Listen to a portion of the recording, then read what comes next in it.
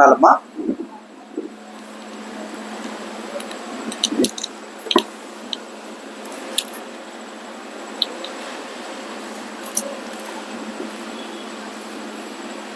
నేటి దినమున 56వ కీర్తన ధ్యానం చేసుకుందాం.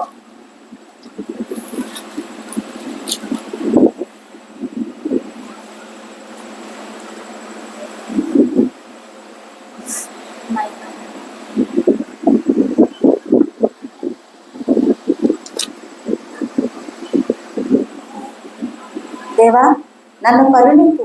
మనుషులు నన్ను మృంగవలనని అన్నారు. దినమెల్ల వాళ్ళు పోరాడుచు నన్ను బాధించుచున్నారు. అనేకులు గర్వించి నాతో పోరాడుచున్నారు. దినమెల్ల నా కొరకు పొంచి ఉన్నవారు నన్ను మృంగవలనని ఉన్నారు. నాకు భయం సంభవించు దినమున నిన్ను ఆశ్రయించుచున్నాను. దేవుని బట్టి నేను ఆయన వాక్యమును కీర్తించెదను. దేవుని యందు నమ్మిక ఉంచి ఉన్నాను, నేను భయపడను. శరీరదారులు నన్నేమి చేయగలరు? దినమెల్ల వారు నా మాటలు అబార్థం చేయదు. నాకు హాని చేయవలన తలంపులే వారికి నిత్యము పట్టుచున్నవి. వారి గుంపు ఊడి పొంచి ఇందురు. నా ప్రాణము తీయగోరుచు వారు నా అడుగుజాడలు కనిపెట్టుదురు. తాము చేయి దోషక్రియల చేత వారు తప్పించుకొందురా. దేవా, కోపము చేత జనములను అనగొట్టుము. నా సంచారములను నీవు లెక్కించి ఉన్నావు. నా కన్నీళ్లు నీ బుడ్డిలో నుంచబడి ఉన్నవి. అవి నీ కవిలలో కనబడును కదా. నేను మొరపెట్టే దినమున నా శత్రువులు వెనుకకు తిరుగుదురు. దేవుడు నా పక్షమునున్నాడని నాకు తెలియను. దేవుని బట్టి నేను ఆయన వాక్యమును కీర్తించెదను. యెహోవాను బట్టి ఆయన వాక్యమును కీర్తించెదను. నేను దేవుని యందు నమ్మిక ఉంచి ఉన్నాను, నేను భయపడను. నరులు నన్నేమి చేయగలరు? దేవా, నీవు మరణములో నుండి నా ప్రాణమును తప్పించి ఉన్నావు. నేను జీవపు వెలుగులో దేవుని సన్నిధిని సంచరించుచున్నట్లు జారి పడకుండా నీవు నా పాదములను తప్పించి ఉన్నావు. నేను నీకు మొక్కుకొని ఉన్నాను. నేను నీకు స్తుతి యాగములు నర్పించెదను. ఈ యొక్క లేఖనాన్ని మనం గమనిస్తే కనుక ఒక నరుడు ఒక నరునికి ఉండవలసిన ధైర్యం అంటే సింపుల్గా మనము గమనించినట్లయితే కనుకమ్మ, ఇప్పుడు ఈ లోకానికి మనం అందరము కూడా తల్లి గర్భం నుండి బయటకు వచ్చిన వారు కదా. ఎవరన్నా మేము కాదనే వాళ్ళు ఉన్నారా? వచ్చిన వారమే, అవునా? తల్లి గర్భం నుండి బయటకు వచ్చిన వారుగా మనమంతా ఉండగా, నీవు ఆ గర్భం నుండి బయటకు వచ్చిన మొదటి క్షణం గమనించండి. మొదటి క్షణం భయపడ్డావా? భయపడతావా? పోనీ ఈ భూమిని విడిచే చివరి క్షణం భయపడతావా? మరణించక ముందు ఒకవేళ మరణ భయంతో ఏమైనా భయపడతావేమో. మరణం అకస్మాత్తుగా వచ్చేసినప్పుడు ఈ ప్రాణం దేహం విడిచిన వెంటనే ఆ క్షణం అట్లా విడుస్తున్న ఆ క్షణం భయం అనేది ఉంటుందా? ఉండదుగా. అంటే నిత్యము సత్యమైనవి ఏమైతే ఒక నరునికి ఉన్నవో వాటిలో లేని భయము ఈ యొక్క నరునికి మాత్రం ఎందుకు అని ఈ లేఖనం వివరిస్తుంది అనమాట. అంటే చూడండి, చదువుతాను.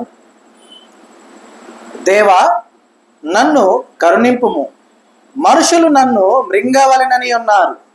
దినమెల్లా వారు పోరాడుచు నన్ను బాధించుచున్నారు. అనేకులు గర్వించి నాతో పోరాడుచున్నారు. దినమెల్లా నా కొరకు పొంచి ఉన్నవారు నన్ను మృంగవలెనని ఉన్నారు. ఈ రెండు లేఖనాలని మనం గమనిద్దాం. ఏమని ఉందమ్మా? మొదట, దేవా నన్ను కరుణింపుము, అయ్యా నన్ను రక్షించు. మరి కీర్తనాకారుడు దేవుని వేడుకుంటున్నటువంటి విధానంగా మనం చూద్దాం. అయితే మన జీవితాల్లో మనకు ఎదురయ్యేటటువంటి పరిస్థితులను కూడా భావించండి. ఏంటది? దేవా నన్ను కరుణింపుము, మనుషులు నన్ను మృంగవలెనని ఉన్నారు. దినమెల్లా వారు పోరాడుచు నన్ను బాధించుచున్నారు.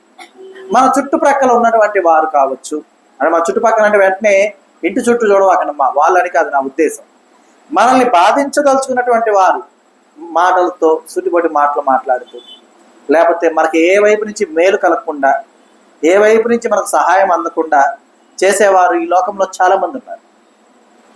అట్లాంటి వారు మనల్ని మృంగేవారుగా మనం భావించి ఉన్నాం. అయితే వారి విషయంలో వారు ఎప్పుడు కూడా మన మీద ఉంచే శ్రద్ధ వారి సొంత పనుల మీద ఉంచుకోరు. అర్థమైందా? ఏమేందో మనం కూడా ఎవరినన్నా మనం బాధించాలని ఆలోచించామంటే ఇక మన విషయాలు మనం చూడం, వాడి విషయాలే మనకు ముఖ్యం. అర్థమవుతుందా? సో అలాగే ఇక్కడ మనం గమనించాల్సినటువంటి ఒక విషయమే, ఒక విధానం ఏమిటంటే, ఈ మనుషులు ఎప్పుడు కూడా మన చుట్టూ ఉంటారు. అయితే వీరిలో ఇంకొకరు ఉన్నారు చూడండి, గర్వించి నాతో పోరాడుచున్నారు. అంటే వీరు బంధువులు. నీ దగ్గర బాగా ఉంటే నీకన్నా ఆత్మీయులు వారికి ఇంకొకరు ఉండరు. నీ దగ్గర ఏమీ లేదనుకోండి, నీవు వారికి శత్రువు, నీకన్నా శత్రువు వారికి ఇంకొకరు ఉండరు. అర్థమైందా? అంటే అందరు బంధువులని నేను అనట్లేదమ్మా. ఎవరైతే ఈ గర్వం అనే దాన్ని కలిగి ఉన్నారో వారికి కలిగిన దాన్ని చూపిస్తూ నీకు లేని దాన్ని గుర్తు చేస్తూ నిన్ను బాధిస్తూ ఉన్నారు. ఇటువంటి వారు చుట్టూ ఉంటూ ఉంటారు. కాబట్టి అనేకులు గర్వించి నాతో పోరాడుతున్నారు. మరి వారు మాట్లాడే మాటలు, వారు చెప్పే ప్రతి విధానము అవన్నీ కూడా మనల్ని బాధించేవిగా ఉంటాయి కదా. కాబట్టి వారు ఎలా ఉంటారు? దినమెల్లా మన కొరకు పొంచి ఉన్నవారు, వారు మృంగవల్లని చూస్తున్నటువంటి వారు. అంటే మనం పడిపోవటం, మనం జారిపోవటం, మనం క్షీణించిపోవటం, అది వారికి సరదా, వారికి ఆనందం. ఇలాంటి వారు ఉన్నారు అన్నమాట. కాబట్టి ఈ రెండు విధాల వారు ఉన్నారని చెప్పి కీర్తనాకారుడు అంటున్నాడు, నాకు భయము సంభవించు దినమున నిన్ను ఆశ్రయించుచున్నాను. అయ్యా, నాకు భయం సంభవిస్తుంది, భయం కలుగుతుంది నాకు. ఎందుకని? నా బంధువులు అలాగే ఉన్నారు, నాకున్నటువంటి అంటే నా బంధువులు కాని వారు కూడా అలాగే ఉన్నారు. మరి నేను ఎలా సర్వైవ్ అవ్వాలి? ఎందుకంటే నేను పుట్టేటప్పుడు ఎవరితో నాకు శత్రుత్వం లేదు, నేను పుట్టేటప్పుడు అలాగే ఎవరితో కూడా నాకు మిత్రత్వం లేదు. కానీ ఏముంది? బంధుత్వం మాత్రమే ఉంటుంది. అలాగే నేను పోయేటప్పుడు కూడా నాకు శత్రువులైన వారు ఉండరు. ఎందుకంటే పోయిన తర్వాత కూడా శత్రువే వచ్చేమంటాడు, అబ్బా చాలా మంచివారమ్మా, అప్పుడే పోయారు. కానీ నువ్వు బ్రతుకున్న అన్ని రోజులు కూడా వాడికి శత్రువే. అర్థమైందా? ఎందుకు? నువ్వు సంతోషంగా ఉండకూడదు. ఇదే మెయిన్ అజెండా అయి ఉంటుంది అనమాట.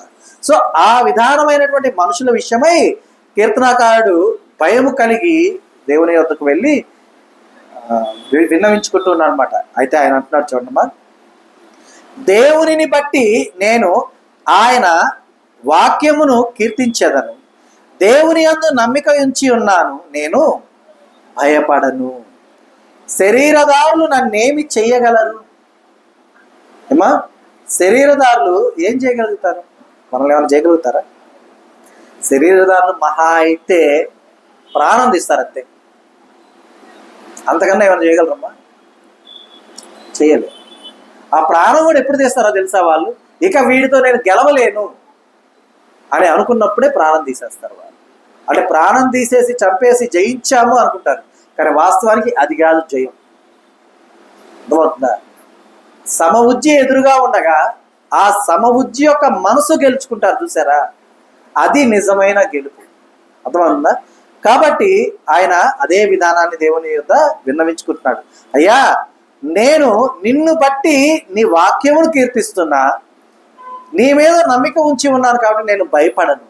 ఎందుకంటే శరీరధారులు నన్ను ఏమి చేయగలరు? మహా అయితే నన్ను చంపేస్తారు, అంతకు మించి ఏమి చేయలేరు. నీ దగ్గరకు రాకుండా ఆపగలరా? దేవుని దగ్గరికి వెళ్ళకుండా ఎవరైనా ఏ నరుడినైనా ఆపగలరా? ఆపలేదు. కాబట్టి నేను భయపడను అని చెప్తున్నారు. అంతేకాదు, దినమెల్లా వారు నా మాటల్ని అపార్థము చేయుదురు. మనం ఒకటి మాట్లాడతాం, వీరు వెళ్ళి ఇంకోటి చెప్తారు. అర్థమైందా? మనం ఒక విషయం మాట్లాడతాం, వాళ్ళు అందుకే మనం ఎప్పుడు చెప్పుకుంటాం, మన మధ్య లేని మూడో వ్యక్తి గురించి మనం మాట్లాడుకోకూడదు. మాట్లాడుకోవాల్సి వస్తే వారు దేవునిలో ఎదిగిన విధానం గురించి కానీ వారు చేసిన మంచి విషయాల గురించి కానీ మాత్రమే మాట్లాడండి. వారు చేసినటువంటి అంటే దుర్మార్గ విషయాలు ఏమైనా ఉన్నా, తప్పులు ఏమైనా ఉన్నా, అతిక్రమాలు ఏమన్నా, వీటి గురించి ఆ మనిషి లేనప్పుడు మాట్లాడవద్దు. ఆ మనిషి ముందు మాట్లాడేవనుకో తన తప్పు తనకు తెలుస్తుంది. అర్థమైందా? కానీ అలా కాకుండా వారు లేకుండా వారు చేసిన తప్పు, ఇది తప్పు, అది తప్పు అని మాట్లాడేవనుకో, ఇది ఎండ్ యూజర్ అంటే చివరి మనిషి వరకు వెళ్ళేటప్పటికి అది ఎలా మారిపోతుందంటే భయంకరమైన రూపాన్ని సంతరించుకొని వెళ్ళిపోతుంది. అర్థమవుతుందా? అందుకనే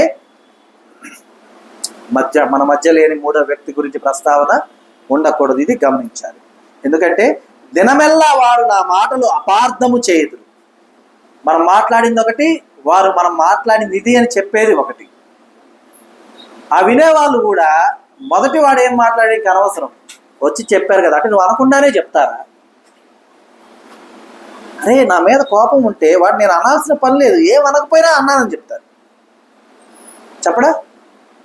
చెప్తాడు. మరి ఆ మాత్రానికి నువ్వెందుకు ఇలాగ ఆలోచించటం? నేను అంటే ఓకే, వాడేమన్నా నా మిత్రుడా? మిత్రుడైతే ఏం చేస్తాడు? వీడు ఒకవేళ ఎదుటివాని గురించి అపార్థం చేసుకున్నా సర్ది చెప్తాడు, అరే అలా కాదు తప్పు, నువ్వు ఆలోచిస్తున్న విధానం తప్పు, అలా ఉండకూడదు అని చెప్తాడు. కానీ అలాంటి వారెవరు కూడా ఈ లోకమందు లేరు. కాబట్టి గమనించాలి. నాకు హాని చేయవలనన్న తలంపులే వారికి నిత్యము పుట్టుచున్నవి. మనల్నే స్వపరిశీలన చేసుకుందాం అమ్మా, ఎవరో వద్దు, మనల్నే చేసుకుందాం.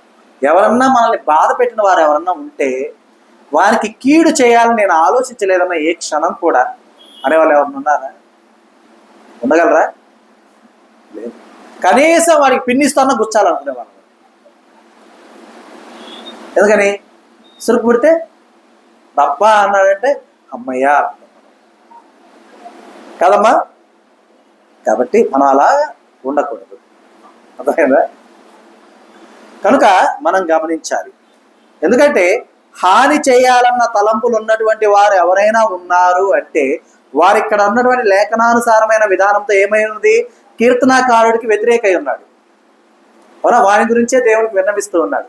కీర్తనాకారుడికి వ్యతిరేకమైనటువంటి ఆ యొక్క విధానాలు మనలో ఉన్నాయి అనుకో, మరి దావీదు కుమారుడికి మనం వ్యతిరేకం కాదా? అవుతామా అమ్మ?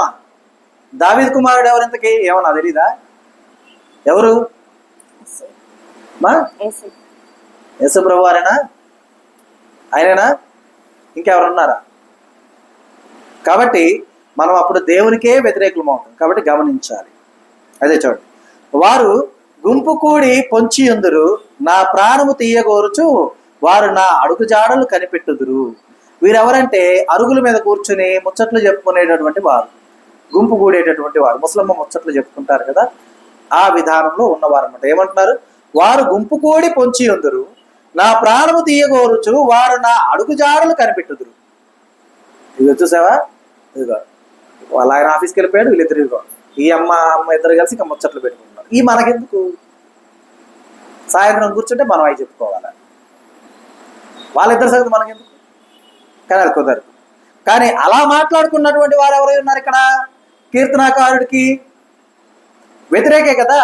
కీర్తనాకారుడు ఏం చెప్తున్నాడు? వారు గుంపు కూడి పొంచి ఉందరు, నా ప్రాణము తీయగోరుచు వారు నా అడుగుజాడలు కనిపెట్టుదురు. అంటే వీళ్ళు ఏం చేస్తున్నారు? మనది మనం చూసుకోం అస్సలకి. మన ఇంట్లో ఉన్నటువంటిది ఏదైనా ఎప్పుడైనా చూసుకోవచ్చు, కానీ మనకు ఎప్పుడేం కావాలి? ఎదురింటి వారిదే కావాలి, అంతే కదా. కాబట్టి ఈ రీతిగా కనుక మనం ఉన్నాం అనుకోండి, మనం ఎవరిమి? దేవునికి వ్యతిరేకులమే. కాబట్టి పక్కనాల గురించి మనకు అనవసరం, అర్థమైందా? కానీ ఇదేంటో మనకు అర్థం కాదు, అది మనకి సరదా. మనకి ఇద్దరు తగాదా పెట్టుకున్నారంటే వీరికి తెలియకుండా వాళ్ళతో వెళ్ళి మాట్లాడతాం, వారికి తెలియకుండా వచ్చి వీరితో మాట్లాడతాం. ఎందుకని? వీళ్ళ దగ్గర ఉన్న విశేషాలు తెలియాలా, వారి దగ్గర ఉన్న విశేషాలు తెలియాలా. ఇవన్నీ మన దగ్గర ఉంటే ఏముంటుందమ్మా? ఆ రోజు అన్నం తినవా? ఇంకెందుకు? ఆకలి కడుపు నిండిపోయింది కదా, సంతోష గానాలతో ఉంటాయి కడుపులో కదా. కాబట్టి ఆ రీతిగా ఉండకూడదు, గమనించాలి. ఇంకా చూడండి, తాము చేయు దోష క్రియల చేత వారు తప్పించుకొందురా. క్వశ్చన్ వేస్తున్నాడు. వారు చేయు దోష క్రియల చేత వారు తప్పించుకొందురా దేవా, కోపము చేత జనములను అనుగగొట్టుము. ఇవన్నీ దోషక్రియలుగా దేవుడు ఎంచుతూ ఉన్నాడు. అంటే ఏంటి ఇక్కడ దోషక్రియలు? మనం వెళ్ళి ఎవరితో చెవి నరకలేదు, చేయి నరకలేదు, తల నరకలా. ఏం చేసాం? జస్ట్ వాళ్ళ గురించి వ్యతిరేకంగా మాట్లాడినా, ఆలోచించినా, వారి గురించి మన హృదయంలో మనం గర్వించి తక్కువ చేయాలని చూసినా, ఇలాంటివన్నీ కూడా దేవునికి వ్యతిరేకమైనవి. దేవునికి వ్యతిరేకమైన సమస్తమును మనం కలిగి ఉంటే మనం ఎలా క్రైస్తవులం అవుతాం? అవుతామా? అవ్వం. కాబట్టి మనం గమనించాల్సిన విషయం ఏంటంటే మన విషయం మాత్రమే మనం చూసుకోవాలి. కానీ మనకు ఎట్లా ఉంటుందంటే మన విషయం తప్ప మిగతా అన్నీ మనకు కావాలి, అర్థమైందా? కాబట్టి మనం ఇక్కడైనా చేంజ్ అవ్వదాం, మారదాం, తెలుసుకుందాం. ఎందుకంటే మనం దేవునికి దగ్గరగా ఉండాలి, మనిషికి కాదు. అది గమనించాలి. మనిషికి మనం ఎంత దగ్గరగా ఉండాలన్నా నువ్వు 100 మేలులు చేసి నీకు తెలియక ఒక కీడు నువ్వు చేసినా కూడా నీ 100 మేలులు వాడికి కంటికి కనపడవు. అర్థమైందా? నువ్వు చేసిన ఒక కీడు అంటే నువ్వు చేసిందంటే అలా నీకు తెలియకుండా చేసావు, కానీ ఆ ఒక కీడే నిన్ను వాడి ముందు నేరంగా దోషం నీది చూపిస్తూ ఉంటుంది, అపరాధిగా నిలబెడుతుంది అన్నమాట. కాబట్టి మనం గమనించాలి. నా సంచారములను నీవు లెక్కించి ఉన్నావు, నా కన్నీళ్లు నీ బుడ్డిలో ఉంచబడి ఉన్నవి, అవి నీ కవిలలో కనబడును కదా. మరి ఇక్కడ మనం చూస్తే కనుక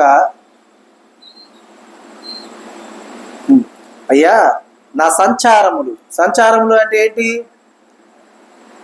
ఏంటమ్మా? సంచరించడమా? సంచారములు అనగా సమస్తము, నా యొక్క సమస్త క్రియలు, సమస్త ఆలోచనలు, సమస్త నడిపింపులు, నడవడికలు, ప్రవర్తనలు, ఈ సమస్తము కూడా నువ్వేం చేస్తున్నావయ్యా? లెక్కిస్తూ ఉన్నావు. అంటే నాదే లెక్కిస్తున్నావు అంటే అందరి లెక్కిస్తావనే కదా అర్థం, అవునా కదా? కీర్తనాకారుడు నావే నీవు లెక్కించుచూ ఉన్నావు అని అంటే అర్థం అందరి లెక్కిస్తానే కదా. కాబట్టి నా కన్నీళ్లు నీ బుడ్డిలో ఉంచబడి ఉన్నవి, అవి నీ కవిలలో కనబడుచున్నవి కదా. అంటే నీ బుక్కులో, నీ యొక్క జీవ గ్రంథములో కనబడుతూ ఉన్నాయి కదా. ఏంటవి? నా కన్నీళ్ళు. నీవు లెక్కించిన సమస్తము. మనం ఎందులో లెక్కిస్తామమ్మా? మనం ఏదైనా లెక్క రాస్తాం అనుకోండి, దేంట్లో రాస్తాం? ఏదో ఒక పేపరో ఏదో ఒక బుక్లోనో రాస్తాం కదా, అవునా? ఆ రాసిన లెక్కంతా కూడా ఎప్పటికైనా చిరిగిపోద్దా? ఒక అంటే ఈ లోకం అంతటి, ప్రపంచం అంతటికి కూడా పవర్ఫుల్ అనేది ఏదైనా ఉంది అంటే అది పెన్. తెలుసా? నోటి మాట కన్నా చేతి వ్రాతకే పవర్ ఎక్కువ. ఇప్పుడు మోడీ గారు యుద్ధం ప్రకటించారు. ఆయన మాట చెప్తే కదా జరిగేది. ఆయన ఏం చేయాలి? శాసనం చేయాల, రాసి చట్టబద్ధం చేసి దానికి స్టాంప్ వేస్తే అప్పుడు అంటే వ్రాత. ఇక్కడ లెక్కించటం అంటే ఏదైనా సరే ఏమై ఉన్నది? ఆ బుక్లో ఉన్నటువంటి రాత అయి ఉన్నది. అర్థమైందా? దానికి అంత పవర్ ఉంటుంది అన్నమాట. అర్థమవుతుందా?